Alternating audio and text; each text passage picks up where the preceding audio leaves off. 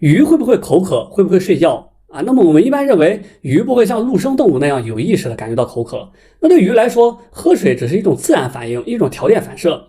因此，关于鱼是否会口渴的简短回答是不会啊，至少在意识层面上不会。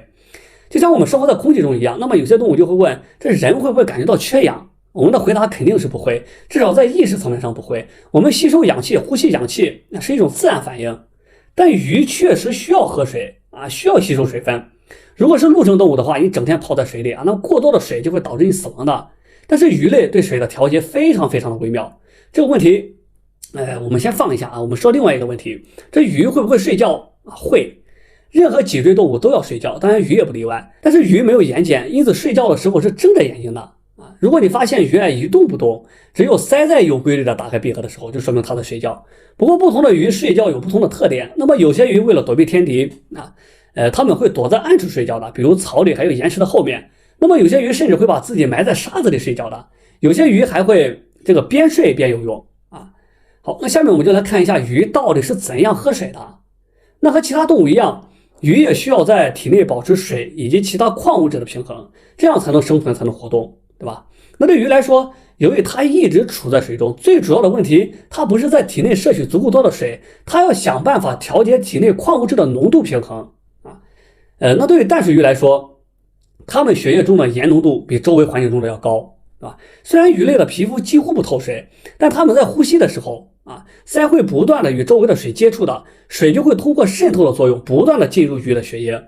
其中渗透压是水发生渗透的关键因素。那么渗透作用是一种溶剂，比如水透过半透膜，比如细胞壁，从溶质浓度低的区域啊，移动到溶质浓度高的区域。渗透作用会让膜的两边的溶质浓度变得相等的。比如说，我们现在把一个红细胞放在蒸馏水当中，由于细胞的内部相对含盐量较高，那么这个纯水中的细胞就会逐渐的吸收越来越多的水，直到把自己这个撑破啊。那么另一方面，如果我们把同样的红细胞放到比细胞内部液体更咸的水中，相反的情况就会发生，细胞就会逐渐失去水分，然后萎缩。如果放在和细胞溶质水平相当的水里什么都不会发生。因此，为了调节大量的水进入血液被稀释的矿物质浓度，淡水鱼它就必须非常频繁的排尿，把体内的过多的水分赶紧要排出去。那为了达到这一目的，淡水鱼有比较大的这个肾脏相对膨胀的毛细血管网也就是肾小球，这有助于它们可以快速的产生尿液。但是淡水鱼同样也需要摄入相当大量的盐分，以进一步帮助它们保持这个矿物质的平衡。所以淡水鱼的鳃里面有特殊的氯化物分泌细胞，它们会主动从周围的水中吸收盐分，并将其释放到血液当中。同时渗透压又会将越来越多的水吸入到身体的这个系统来稀释血液。这两个达到一个平衡，那么淡水鱼就是这样保持体内的矿物质平衡的啊。那咸水鱼的喝水过程跟这个刚好就是相反的。所以它们的饮水排尿习惯也跟淡水鱼相反。那么咸水鱼血液中的盐分比周围的水要少，因此咸水鱼在呼吸的时候，它的鳃不会吸收水，就会失去水分的。所以它们必须通过嘴巴大量的喝水，但这个喝水并不是有意识的口渴，通常认为这是一种有规律的吞咽水的一种反射行为。那为了节省体内的水，那么咸水鱼它就不怎么排尿，所以淡水鱼不同的是，它们的肾小球只有很少的毛细血管网。然而咸水鱼喝的水中有大量的盐分，远远超过了它们对盐的需求。那为了解决这个问题，咸水鱼的氯化物分泌细胞会频繁的把盐从体内释放到周围环境中的，这样就能够自动的保持咸水鱼体内的矿物质平衡矿物质的这个水平。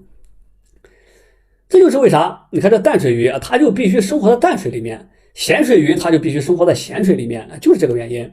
那当然也有一些鱼类它可以在淡水和咸水之间来回的迁徙。